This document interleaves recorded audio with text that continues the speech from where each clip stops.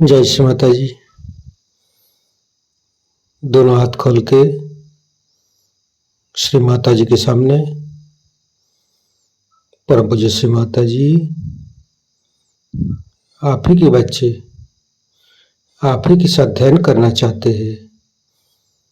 कृपा करके आप अनुमति प्रदान कीजिए और ये ध्यान और मेडिटेशन के मंच पर आप सारे देव देवियों के साथ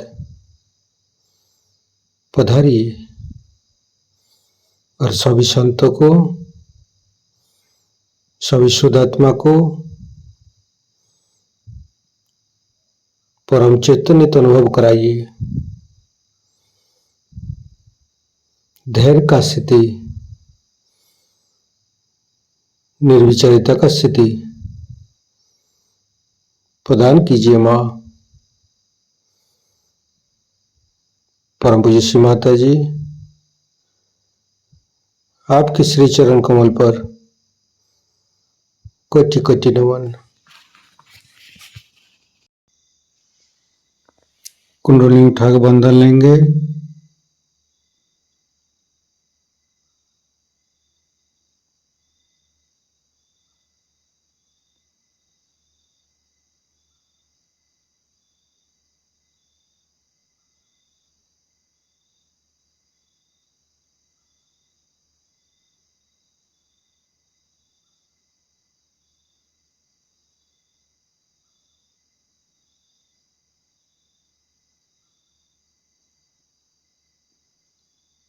तीनों महामंत्र। ओम तमेव साक्षात् श्री महालक्ष्मी महासरस्वती महाकाली त्रिगुणात्मिका कुंडली साक्षात् श्री आदिशक्ति माता जी श्री निर्मला देवी नमो नमः। ओम तमेव साक्षात् श्री कल्की साक्षात् श्री आदिशक्ति माता जी श्री निर्मला देवी नमो नमः। ओम तमेव साक्षात् श्री कल्की साक्षात् श्री सहस्रारसामिनी मोक्षप्रदायिनी माता जी श्री निर्मला देवी नमो नमः। गणेश मंत्र। ओम तमेव साक्षात् श्री गणेश साक्षात् श्री आदिशक्ति माता जी श्री निर्मला देवी नमो नमः।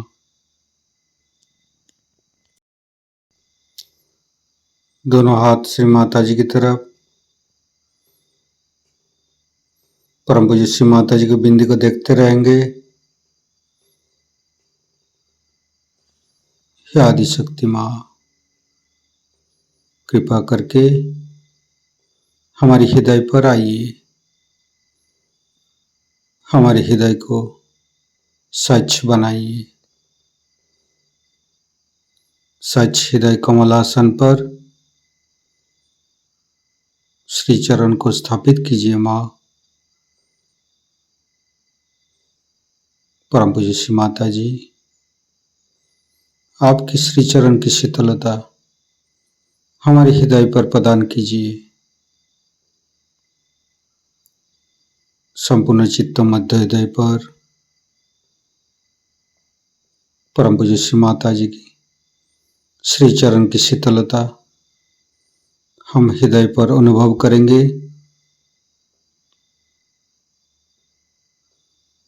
परम पूज्य श्री माता जी, हम अज्ञानी हैं, हमारे अज्ञानता के वश में यदि आपकी शान के खिलाफ कोई गलती हुआ हो, कृपा करके आप मुझे क्षमा कर दीजिए माँ।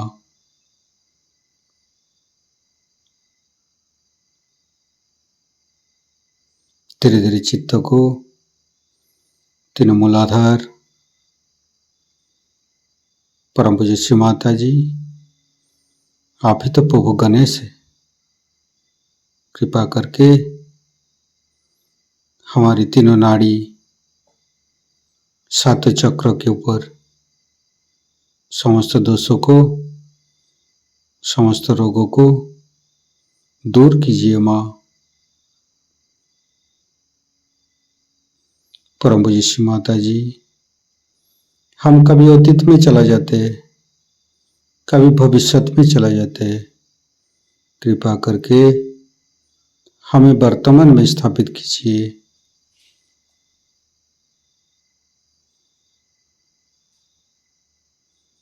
तीनों मूलाधार को देखेंगे, लेफ्ट मूलाधार, राइट मूलाधार, मध्य मूलाधार। परम पूज्य श्री माता जी, आप ही तो गौरी माता है, कृपा करके हमारे मध्य मूलाधार में आइए और समस्त दोषों को, समस्त रोगों को दूर कीजिए। ओम गंगणपतये नमः 4 बार करेंगे। ओम गंगणपतये नमः।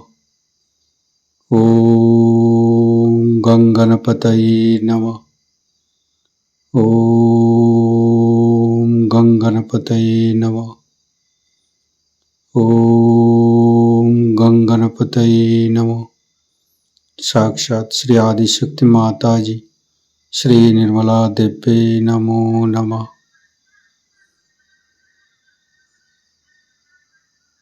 परम पूज्य श्री माता जी, हमारे ऊपर दया कीजिए, कृपा कीजिए, हमारी क्षमा को स्वीकार कीजिए माँ।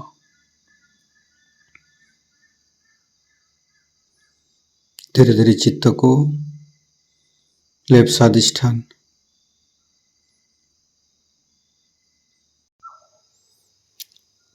राइट स्वादिष्ठान,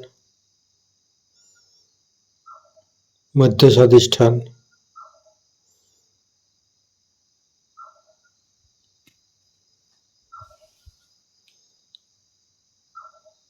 फिर धीरे धीरे चित्त को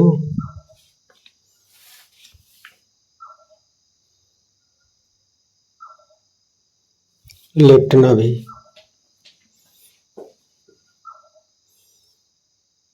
राइट नाभि,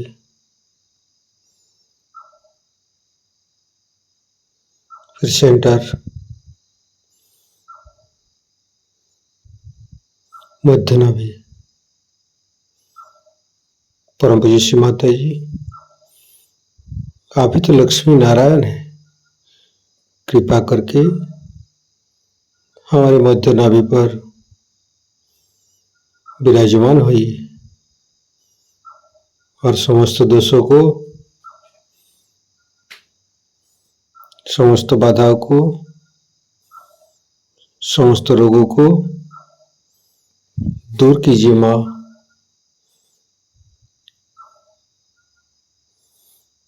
नाभि होता है जल तत्व, तो जल हमारी संतोष प्रदान करता है। नाभि की चारों ओर भवसागर है और हमें गुरु तत्व मिलता है। हमारे एक के बाद एक गुरु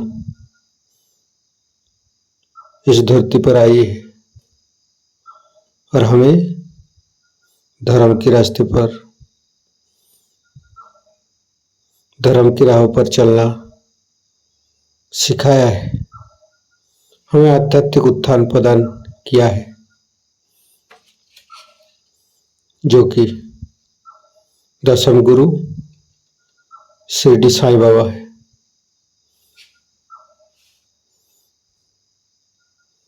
और हमारी श्री माता जी सारे तत्वों को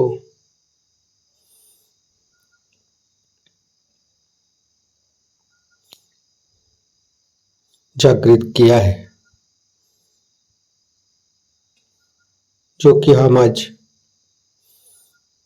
ये सहज युग में आके आध्यात्मिक उत्थान के साथ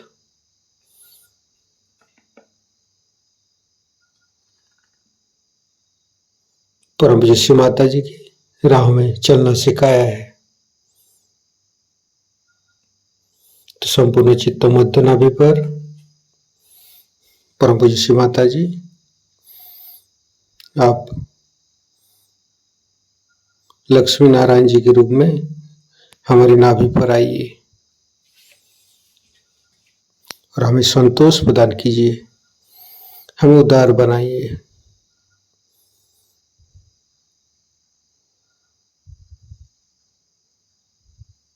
संपूर्ण चित्त मध्य नाभि पर गणेश अथर्वशीर्ष पाठ करेंगे। ओम नमस्ते गणपतये तमेव प्रत्यक्षं तत्त्वमसि तमेव केवलं कर्तासि तमेव केवलं धर्तासि तमेव केवलं हर्तासि तमेव सर्वं खल्विदं ब्रह्मासि तं साक्षादात्मसि नित्यं हरितं वच्मि सत्यं वच्मि अवतं माम् अववक्तारम् अवसोतारम् अवदातारम् अवधातारम् अवानुचानमवशिष्यम् अवपश्चातात् अवपुरस्तात् अवोत्तरातात् अवदक्षिणातात् अवचोदातात् अवधरातात् सर्वतो मां पाहि पाहि समन्त्रात् तं वाङ्मयस्तं चिन्मयो तं आनन्दमयस्तं ब्रह्ममयो स्तं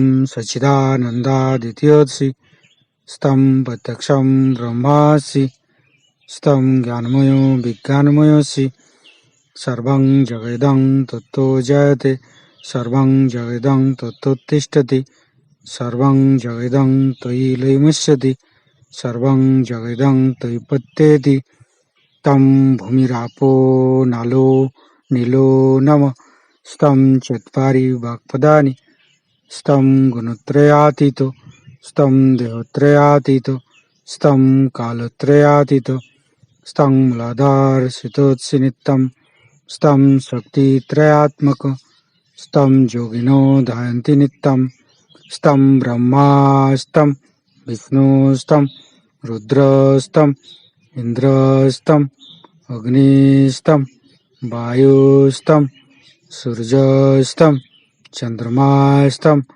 ब्रह्मभूर्भुवस्सुरं ज्ञानादिपूर्वमुच्चाय वर्णादि तदनन्तर अनुसारो परतरो अर्धेन्दु उल्लसितं तारेण ऋतं एतत्तव मनुष्यरूपं गकारो पूर्वरूपम् अकारो मध्यम रूपम् अनुसारो शान्तिरूपं बिन्दु उत्तररूपं नादं संधानं संगीता सन्धि शैषा गणेशविद्या गणकऋषि निश्चित गायत्री छंद गणपतिर्देवता ओं गं गणपतये नमः एकदन्ताय विद्महे वक्रतुण्डाय धीमहि तन्नो दन्ति प्रचोदयात् एकदन्तं चतुर्हस्तं पाशमङ्कुशधारिणं रदं च वरदं हस्ते बिभ्राणं मूषकध्वजं रक्तं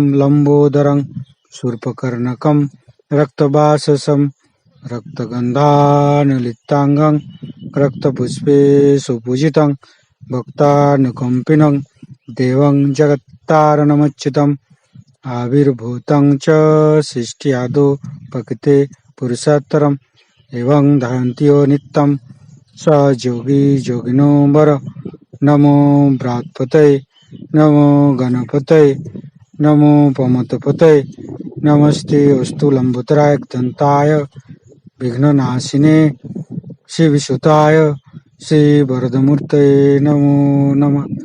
साक्षात् श्री आदिशक्ति माता जी श्री निर्मला देवी नमो नमः। संपूर्ण चित्त मध्य नाभि पर रखेंगे।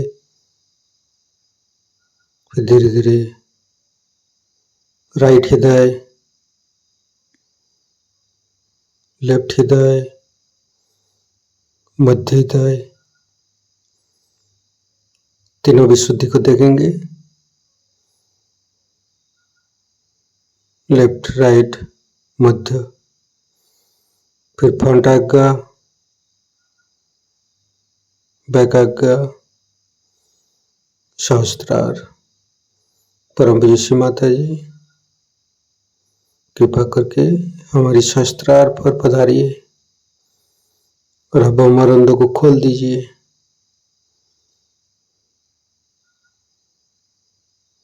दोनों हाथों पर, सहस्त्रार पर परम चैतन्य तो अनुभव करते रहेंगे।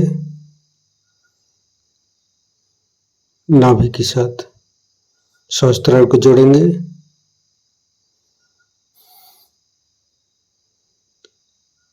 सेंटर नाभि और सहस्त्रार के साथ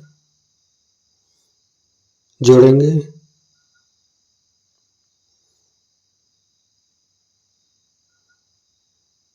फिर संपूर्ण चित्त सहस्त्रार पर रखेंगे। परम पूज्य श्री माता जी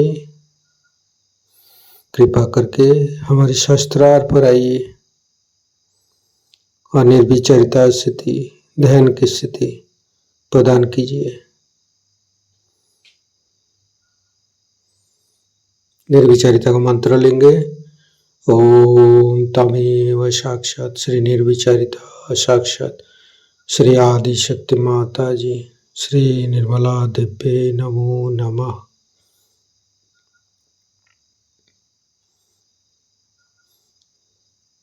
संपूर्ण चित्त सहस्त्रार पर रखेंगे।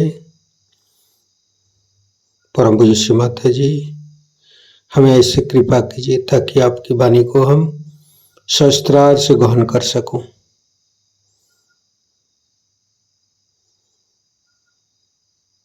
संपूर्ण चित्त सहस्त्रार पर परम पूज्य श्री माता जी का अमृत बनी हम सहस्त्रार से ग्रहण करेंगे। वेणुगोपालन साहब ने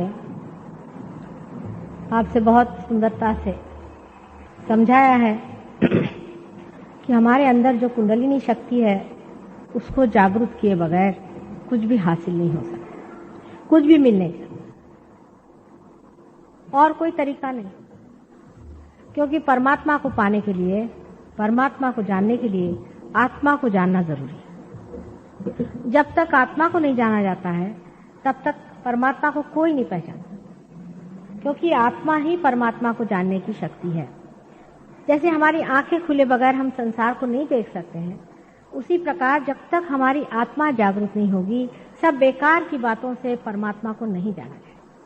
ये सत्य है, इसमें कोई शक नहीं। इसलिए लोग नाराज भी हो जाएं, बुरा भी मान जाएं, तो भी जो बात सही है वही बात हमें कहने की है, और इसमें बुरा मानने की कोई बात नहीं। क्योंकि अगर आप परमात्मा के खोज में निकले हैं, अगर आप उसको ही खोज रहे हैं, आप वाकई में खोजने वाले हैं, इसको कहते हैं कि आप ट्रू सीकर हैं, हृदय में आपको सिर्फ परमात्मा को ही मिलने का विचार है, तब तो आपसे हम बात कर सकते हैं, और बाकी फिर बात नहीं हो सकती। कारण यह है कि मनुष्य ये नहीं जानता है कि वो अपनी आत्मा से अभी तक संबंधित ही नहीं।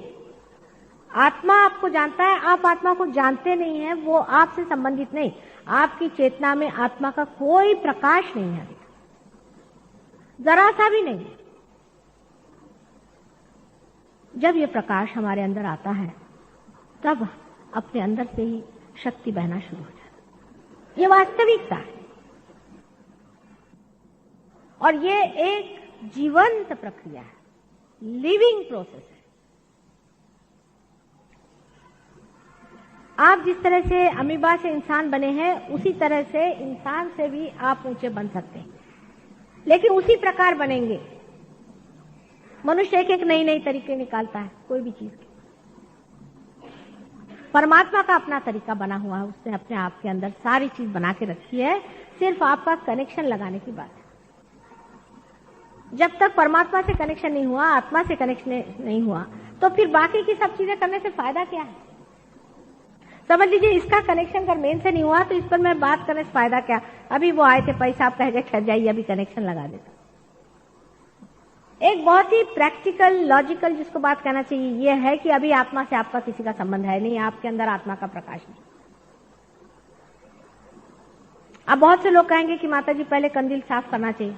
अरे भाई, कंदील भी साफ करके रखो, चाहे उसको रगड़ के रखो, मांझ के रखो, लेकिन उसके अंदर कुछ ज्योति नहीं है तो उस कंदील का भी क्या अर्थ होने वाला? काहे के लिए मेहनत कर रहे हैं? लेकिन ये बात रुचिकर नहीं लगती अगर कहा जाए कि किसी मेहनत से नहीं होगा,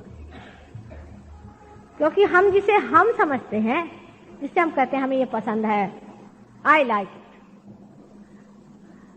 मराठी में कहते हैं मला फार आवडतं, मला, ये कौन है?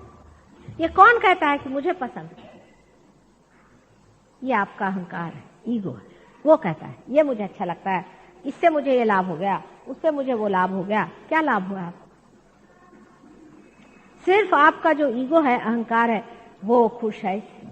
जब अहंकार प्लावित होता है, जब अहंकार को हम कुछ खाना देते हैं तो वो खुश होता है। और जो प्रति अहंकार है, जो सुपर ईगो है, उससे आप दुख पाते हैं, कंडीशनिंग से आप दुख पाते हैं। और डी कंडीशनिंग जब करते हैं तब आप अपना ईगो बढ़ाते हैं। इनसे परे परमात्मा है, इनसे परे आत्मा है।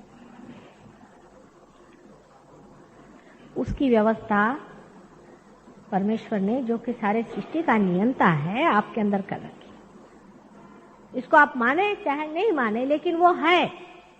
आप क्यों नहीं मानते? क्योंकि आपने इसे देखा नहीं, आपने इसे जाना नहीं, आपने इसे पहचाना नहीं। लेकिन कम से कम अपने ही भारतवर्ष में बहुत ऊंचे लोग हो गए, जैसे आदि शंकराचार्य। उन्होंने बताया कि आपके अंदर कुंडलिनी शक्ति। कबीर हो गए, पूरा कबीर, नानक, ज्ञानेश्वर, सब ने कहा है कि कुंडलिनी शक्ति का जागरण होना चाहिए। यही इसका अंत है।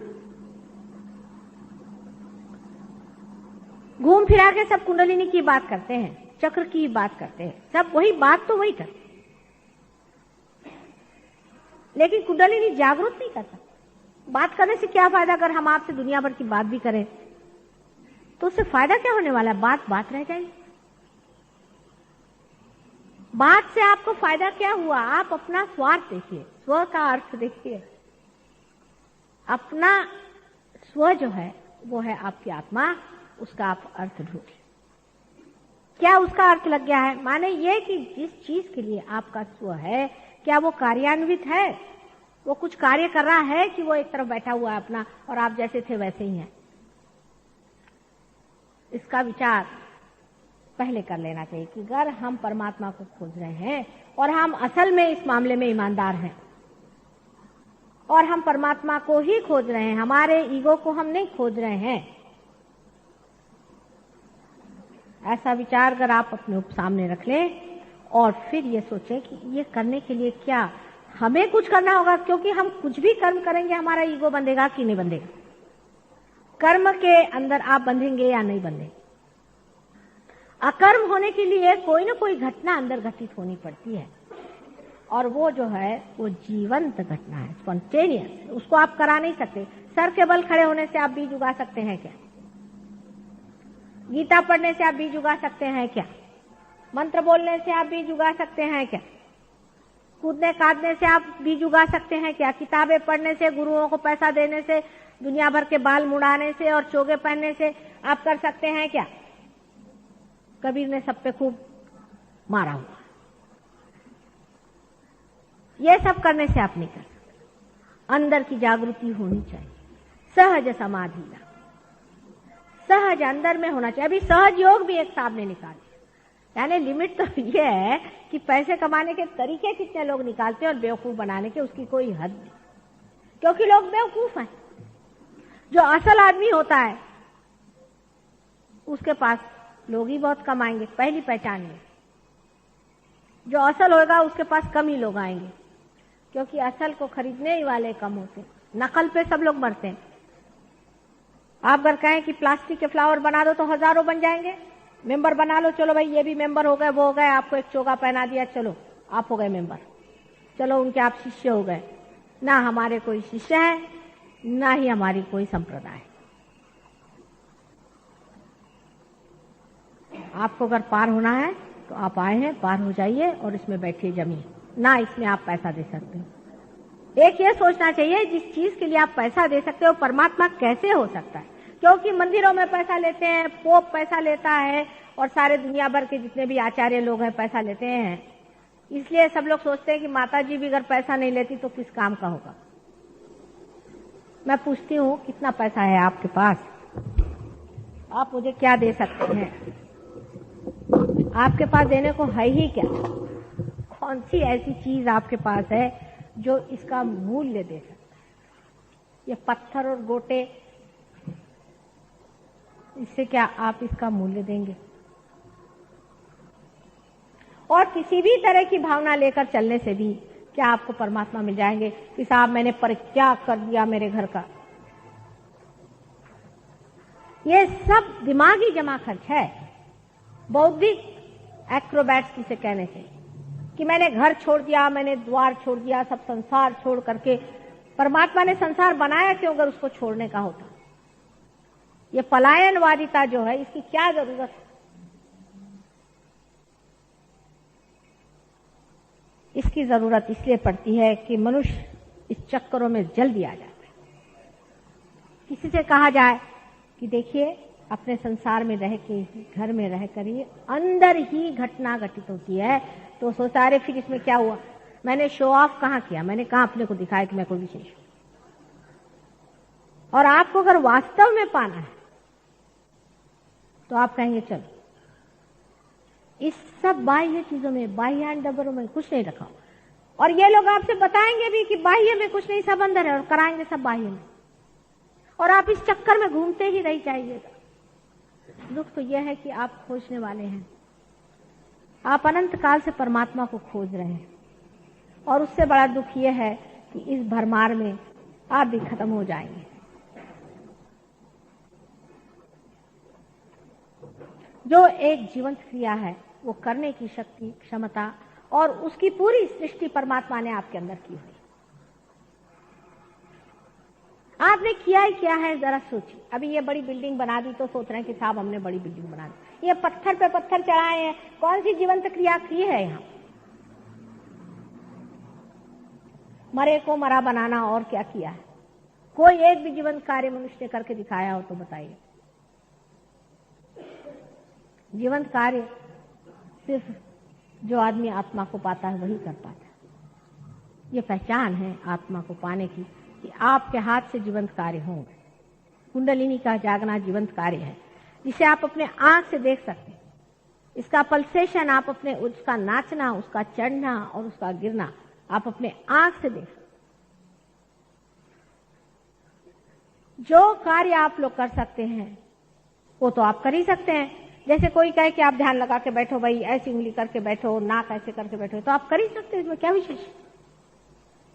कोई कहे एक टांग ऊपर करके बैठो, थोड़ी दिन प्रैक्टिस करके आप ये भी कर सकते हैं। कोई कहे घोड़े पे कूद के बैठो तो आप कर सकते हैं, कूद जाओ थोड़ा सा ऊपर में हो जाओ तो वो भी हो सकता है।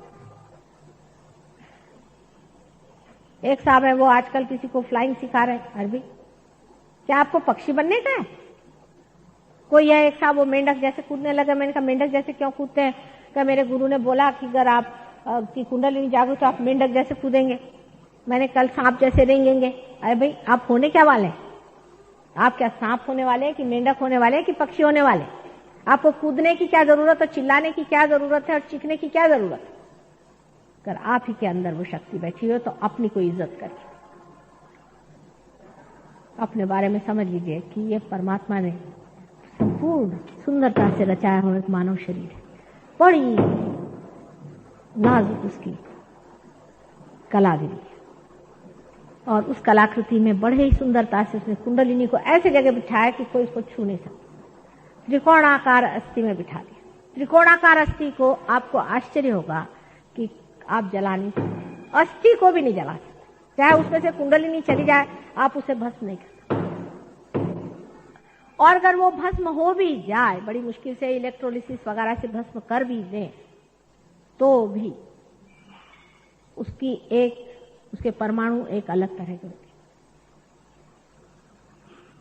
इसका नाम ही सेक्रम है। देखिए उस जमाने के लोगों ने, उस जमाने लैटिन भाषा में, इतने पुराने जमाने में उन्होंने इसे सेक्रम कहा, ग्रीक्स ने इसे सेक्रम कहा। इसका मतलब यह है कि ये बहुत अत्यंत पवित्र चीज है। इसका एहसास, इसकी कल्पना उस जमाने में भी लोगों को वहां पर ग्रीक जैसे देश में हुई थी। इसमें परमात्मा ने इस कुंडलिनी का स्थान बनाया। कितनी सुंदर रचना। आखिर क्यों आप ये भी कहें कि मां क्या जरूरी है, जैसे हमको अमीबा बना दिया हमें भगवान भी बना दे, हमें आत्मा भी बना दे। लेकिन अमीबा से इंसान बनने तक आपकी चेतना है ये बढ़ती रही, ये प्रगल्भ होती रही, आप इंसान बन गए। आप में और जानवर में कितना अंतर है ये आप नहीं जानते। कभी कभी जानवरों जैसा आप कर सकते हैं, आप चाहे तो बिच्छू बन जाए और चाहे तो आप शेर बन जाए, वो दूसरी बात है।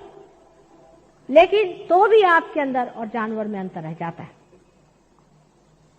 एक घोड़े को आप किसी गंदे नाली से ले जाइए, उसको कुछ नहीं फर्क पड़ता। कोई भी इंसान उसे ले जाइए और नाक पकड़ लेगा, वो नहीं जा सकता वहां। सुंदरता जिसके बारे में इन्होंने कहा है, उसका विचार जानवर में नहीं होता, मनुष्य में। हालांकि उसका भी कभी कभी बड़ा बाह्य होता है। और सबसे बड़ी चीज है कि आत्मा की ओर खींच इंसान में होती है।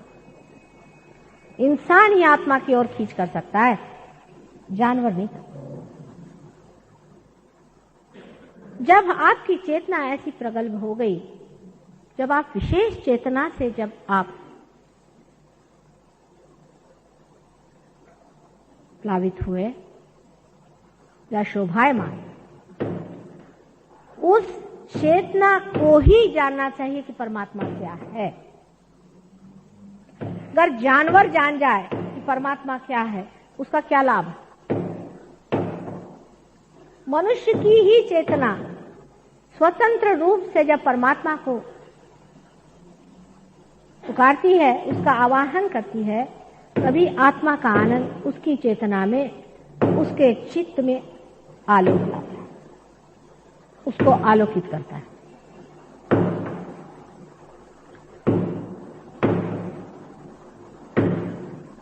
ध्यान करता है थोड़ा, क्या करता तुम्हें? हाँ? उस आलोक को समझने के लिए मनुष्य की चेतना एक तरफ से बढ़ाई गई। अब ये है, इसमें से हम बोल रहे हैं, ये कनेक्टेड है, सब चीज ठीक ही है।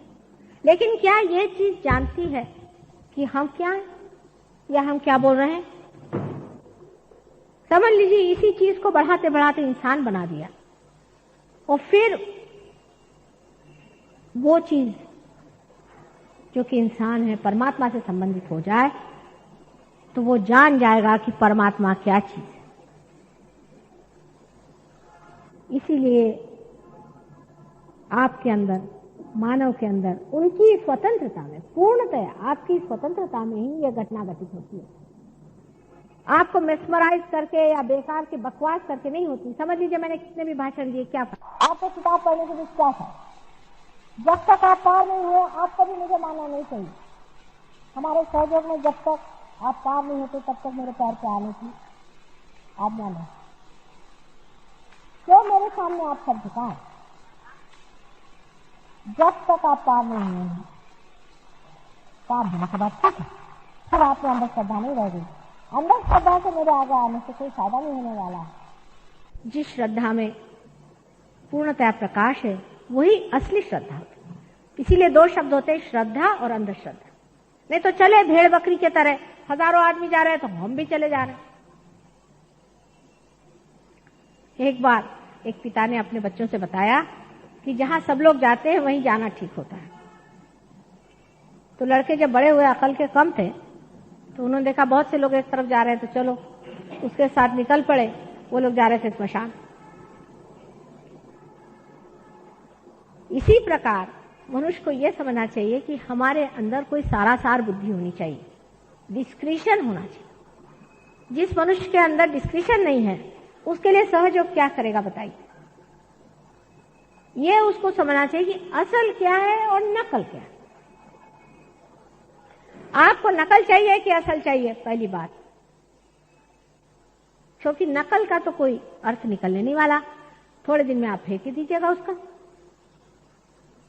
जितने भी नकल होते हैं आप देखिए उनका सबका बंठाढार हो ही रहा है। एक के बाद एक का पता हो रहा है कि उन्होंने उसका खून कर दिया, वहां उनको मारा गया, वो वहां से भागे गए, 10 फैमिली रुइन हो गई, ये खराबी हो गई, वो खराबी हो गई। क्योंकि जो कुछ भी नकल चीज बनेगी परमात्मा के नाम पर वो विध्वंसक होगी, वो खत्म कर देगी आप। और जो परमात्मा के नाम पे असल होगा वो कंस्ट्रक्टिव होगा, वो आपको बनाएगा, पनपाएगा, बढ़ाएगा। इसलिए मनुष्य को पहले यह तय कर लेना चाहिए कि आपको असल चाहिए कि नकल चाहिए। सोना तो हमको असली चाहिए। वो कलकत्ते में आप जाइए तो वहां असली सोना चांदी का 2 कान मिलता है। सोने के मामले में बहुत हम लोग पर्टिकुलर है कि असली 24 इसका असलं पाहिजे, मराठी अगदी पाटल्या। और परमात्मा के बारे में चालेल। जिनकी ऐसी वृत्तियां हैं उनके लिए सहयोग नहीं। सहयोग असली वीरों का काम है, फालतू भेकड़ लोगों के लिए सहयोग नहीं है। वो आप चाहे कहीं के मिनिस्टर हो, नहीं तो प्रेसिडेंट हो, नहीं तो कुछ। असली वीरों का काम है, जो असली वीर है वो सामने आए, और बेकार लोगों के लिए सहयोग नहीं है। आप ही बताइए कि आपके यहाँ टूटे फूटे बहुत सारे अगर दिए पड़े हो, ट्यूब्स पड़े हैं, आप उसकी रिपेयरिंग करते हैं क्या?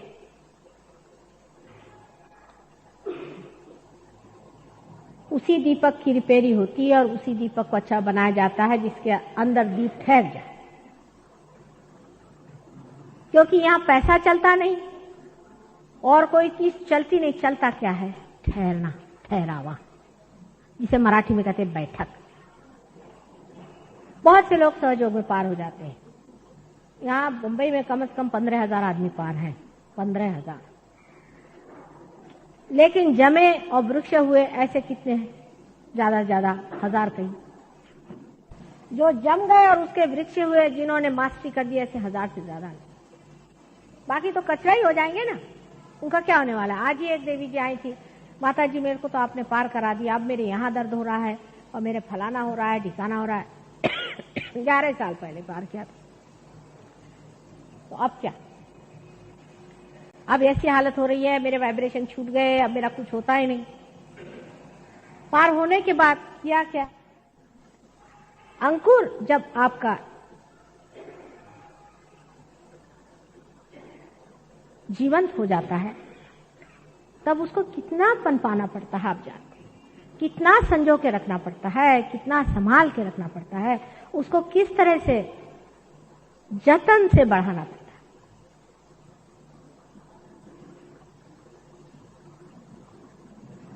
वो जतन, वो प्यार, वो समझ आप में होना जरूरी है। आज यहां भी बहुत से सहयोगी बैठे, उसमें से कुछ बहुत पहले आए थे, कुछ हमेशा के हैं और कुछ यूं ही, और कुछ नए लोग भी हैं। सब लोगों से एक ही कहना है मुझे, सहयोग आपको दूसरे किनारे पहुंचा देता है। आप दूसरे हो जाते हैं, आप अपनी आत्मा हो जाते हैं। आप अपना ईगो नहीं रहे, आप अपनी आत्मा हो जाते हैं। पर अपनी अवस्था जो है उसको बनाना पड़ता है, उस सीट पे आपको जमना पड़ता है। इस मामले में मैं ये कहूंगी कि इंग्लैंड के जो लोग हैं, आश्चर्य की बात है, बड़ी आश्चर्य की बात है कि इंग्लैंड के लोग जिन्होंने एक जमाने में यहाँ इतना सत्ता दिखाई, ये इंग्लैंड के लोग बड़े जोर से पैठ गए, खोजा ही नहीं, पैठ भी गए। और हम जिनके लिए हजारों अवतारों ने यहाँ जन्म लिया, इस पुण्य भूमि को विशेषकर इतना पवित्र बनाया, इसके रग रग में चैतन्य की लहरें बह रही हैं, उस देश के लोगों में वो गहराई और वो गहनता नहीं। बड़ा आश्चर्य होता है, मैं स्वयं बड़े आश्चर्य हूं। मैंने तो इसलिए भारतवर्ष में जन्म लिया और महाराष्ट्र में विशेष करके कि ये पुण्य भूमि है, ये संतों की भूमि है। अब साहब हो गए महाराष्ट्रियन लोग भी। जिस दिन महाराष्ट्रियन लोग साहब हो गए तो गए आपका देश, समझ लीजिए। जिस दिन ये हो गया तो गया सारी धूरी, मतलब गणपति चूल्हे में गए, फिर तो क्या रहे। सब मंदिर मंदिर बंद करा दीजिए, गणपति जितने भी आपके हैं अष्टविनायक उनके ताले लगा दीजिए। और बुद्धिवादियों ने अपने दिमाग से ऐसी ऐसी चीजें निकाल के रखी हुई कि आप उस भरमार में आ। अब फ्रॉइड का जमाना आने वाला है, महाराक्षस है, उसने उन देशों को खत्म कर दिया, लेकिन वो संभल गए और तुम लोग नहीं संभलोगे, क्योंकि अंग्रेजों ने उसे लिया तो हमें लेना चाहिए, उन्होंने गलत काम किया तो हमको गलत काम करना ही चाहिए। ये सोच करके हमने सब कुछ अपना जो भी था उसे खो दिया। फिर आजकल नए नए गुरु भी निकल आए बातें बनाने के लिए, सबका खंडन करने के लिए। कोई कृष्ण बनता है तो कोई कुछ बनता है, कोई कुछ बनता है। कुछ बनने से नहीं होता है। कृष्ण थे, उनकी संहार शक्ति कोई दिखा दे तो माना जाए। एक वहां एक है, मैं क्रिस्त हूं, मैंने कहा अच्छा जरा पानी पे चल के दिखाओ। क्रिस्त जो साक्षात ब्रह्म स्वरूप थे वो बन के वो वहां पहुंचे मेरे सामने, मैं क्रिस्त हूं, और थर थर थर थर मेरे आगे ऐसा ऐसा उनका बदन हो रहा, सारा बदन लट लट लट लट कपड़ा, बड़े ख्रिस्त बन के आए और उनके बहुत फॉलोइंग है। वो बोलते हैं ना, बड़ी सी उन्होंने क्रिस्त जैसी दाढ़ी रख ली और अपने को अस्थि पंजर बना के घूमते हैं। मैंने कहा पहले क्रिस्त तो अस्थि पंजर थे ही नहीं, बेवकूफ कहीं के। क्रिस्त अगर अस्थि पंजर होते तो इतना बड़ा क्या क्रॉस उठा के ले जाते क्या? उसको अस्थि पंजर तुमने इसलिए बनाया क्योंकि तुमसे देखा नहीं गया उसकी तंदुरुस्ती को, और तुम चाहते कि ऐसा दिखाए कि जो बिल्कुल मरगिल्ला ख्रिस्त था, और सब दुनिया ये कहे कि काय को ख्रिस्त होने का, हम भी मरगिल्ले हो जाएंगे। आज ही इन्होंने कह दिया, लेकिन ख्रिस्त का भी सौंदर्य क्या था, जिसको कहते हैं राजबिंडा में। क्या उनकी तंदुरुस्ती थी, तबीयत थी, शक्ल थी, और एक तेजस्विता मुंह पे हमेशा झलकती रहती थी। क्या आप ही सोचिए, जिस आदमी ने सारे संसार का आधार स्वरूप अपने को बनाया, वो इस तरह का होगा?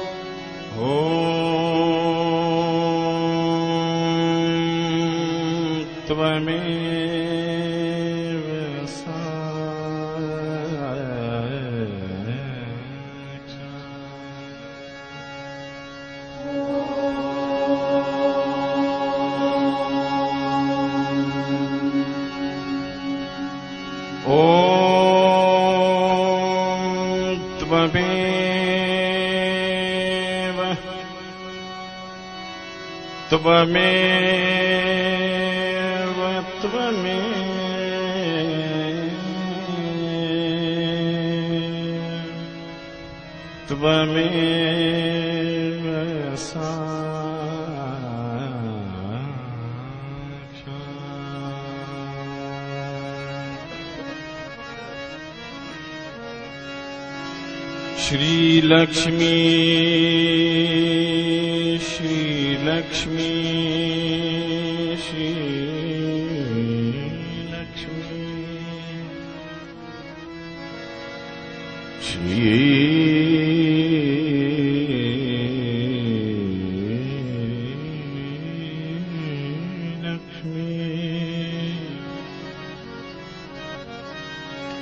श्री लक्ष्मी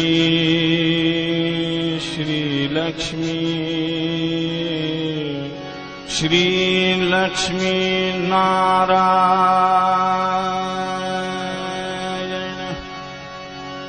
श्री लक्ष्मी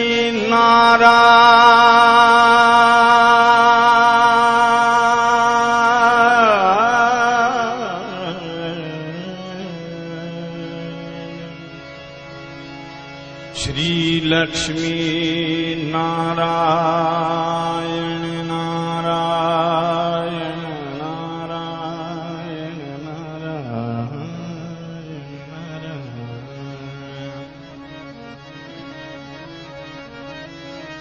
श्री लक्ष्मी नारायण श्री लक्ष्मी नारायण श्री लक्ष्मी नारायण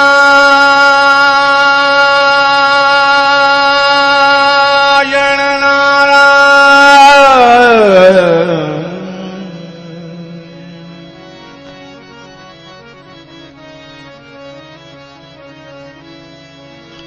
श्री लक्ष्मी नारायण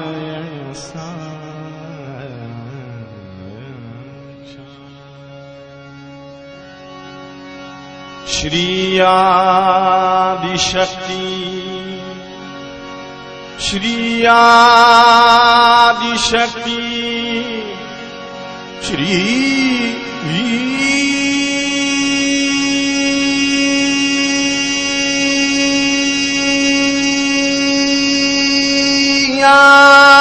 आदिशक्ति माता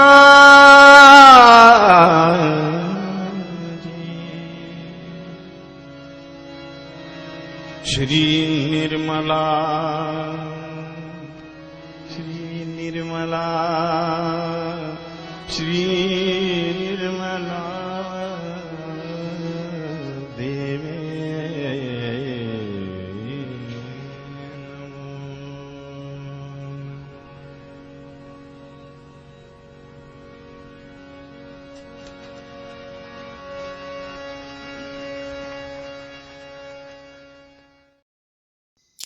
इसी ध्यान का स्थिति पर दोनों हाथों पे सहस्त्रार पे परम चैतन्य तो अनुभव करते हुए थोड़ी देर रहेंगे इसी ध्यान का स्थिति पे। परम पूज्य श्री माता जी, आज का ध्यान आप ही ने करा के जो हमको परम चैतन्य की है, निर्विचारिता स्थिति प्रदान की है, इसके लिए मैं आपको कोटि कोटि नमन। कुंडली उठा के बंधन लेंगे।